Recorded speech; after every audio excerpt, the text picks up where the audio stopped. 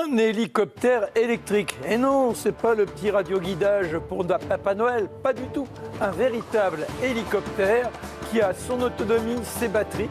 Nous verrons cela dans quelques instants, c'est révolutionnaire.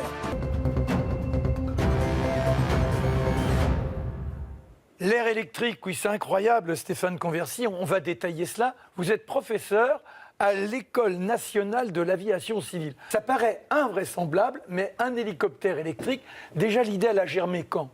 Alors, elle a germé il y a 5 ans à peu près. D'accord. Donc, dans la tête de mon partenaire sur ce projet, donc Philippe Antoine, de la société Aquinéa. Et donc, en fait, il avait un hélicoptère qu'il avait déjà conçu auparavant, mais thermique, donc avec un moteur traditionnel à piston, comme dans les voitures. Oui. Alors, le problème, c'est que ce moteur marchait mal. Et a émergé l'idée d'électrifier l'appareil, puisqu'on faisait de plus en plus de progrès sur l'électricité. Et donc, il a fait des calculs de masse et de puissance, et il s'est aperçu que c'était possible. Voilà, donc il s'est engagé dans ce projet. Alors, qu'est-ce qui a été le plus difficile ?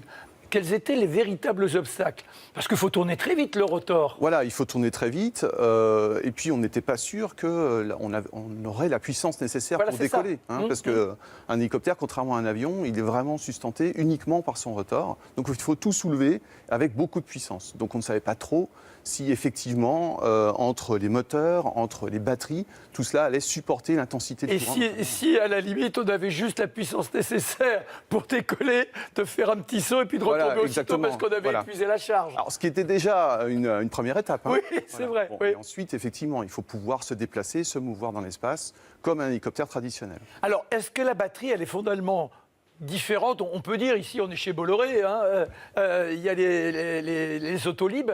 Est-ce que ce sont des batteries comme des batteries de voiture ou c'est complètement différent? Alors, c'est comme des batteries de voiture de maintenant, des lithium-ion. Je ne sais pas exactement la technologie de M. Bolloré, mais des lithium-ion, c'est celle qu'on trouve dans la Zoé première génération. Voilà. D'accord. Donc, c'est l'équivalent. On a dans cet hélicoptère, qui est un petit peu ancien même électriquement, on a l'équivalent en énergie de la Zoé première génération, c'est qui faisait 100 km. Est-ce que ça signifie que la batterie, elle est extrêmement lourde? Alors, elle est lourde, oui, elle pèse 150 kg, ce qui est beaucoup plus. Voilà. C'est un bel handicap. Donc, les cellules, voilà, c'est ça le problème. Cela dit, le moteur habituel d'un hélico, ça ne doit pas non plus être léger. Alors, le moteur est plus lourd que les moteurs qu'on a là. Donc, les moteurs sont très petits, effectivement. Donc, on trouve un juste équilibre. Voilà. Alors, c'est tout le problème de l'aviation, et notamment de ce genre d'appareil, c'est de trouver le bon équilibre. Comment est-ce qu'on trouve le bon équilibre entre la puissance, le poids, l'énergie spécifique qu'on va embarquer dans l'hélicoptère, et puis pour arriver à voler à un temps suffisant.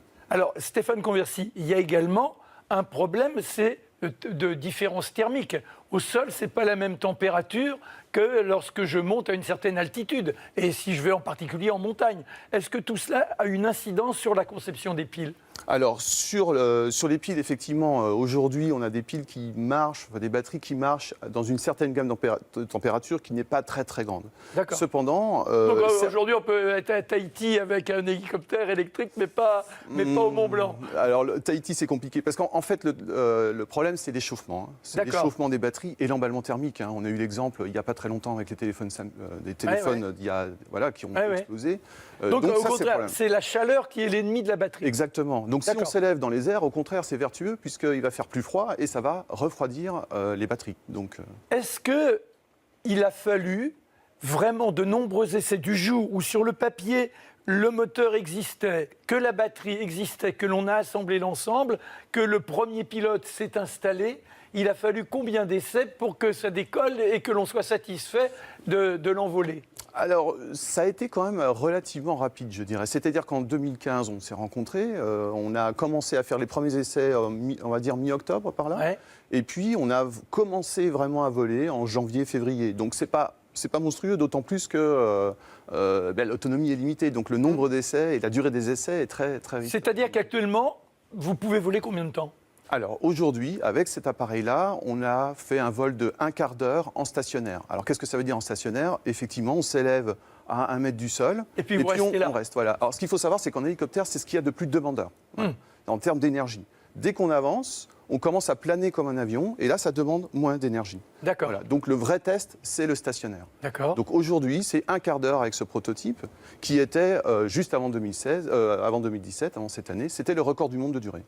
Alors, est-ce qu'il y a des progrès fulgurants ou entre ces premiers alternoiements On n'a pas gagné grand-chose, on est passé à 17 minutes, on a gagné 2 minutes, ou on s'aperçoit que oui, ça avance très très vite? Alors, nous, on prévoyait de voler 20 minutes, on arrive à un quart d'heure. Là, je pense qu'on est aux limites de ce prototype-là. En revanche, les progrès, ils se feront comment? Ils se feront en allégeant la machine, et puis en changeant la technologie des batteries. Vous n'êtes pas sans savoir qu'aujourd'hui, avec l'automobile, il y a une explosion de la recherche et du développement dans les batteries. Donc, alors vous, en tant que prof à l'École nationale de l'aviation civile, est-ce que vous avez suffisamment de crédit pour aller plus loin dans cette amélioration du alors effectivement, c'est ça le problème. Donc aujourd'hui, on voudrait faire un autre appareil. Donc vous voyez sans doute passer les vidéos, mais là aujourd'hui, il est monoplace. Et donc on voudrait passer à un biplace. Donc, notamment pour pouvoir faire de l'instruction. Alors ce qu'on estime, c'est qu'on va pouvoir voler une demi-heure assez rapidement. Alors rapidement, encore une fois, c'est en fonction de la durée du projet. Mais d'ici 2 ans, on devrait voler une demi-heure en stationnaire, mais surtout 3 quarts d'heure en vol de translation, donc au vol normal. Et en fait, ce qu'on vise, c'est l'heure. C'est l'heure de vol à 2 personnes.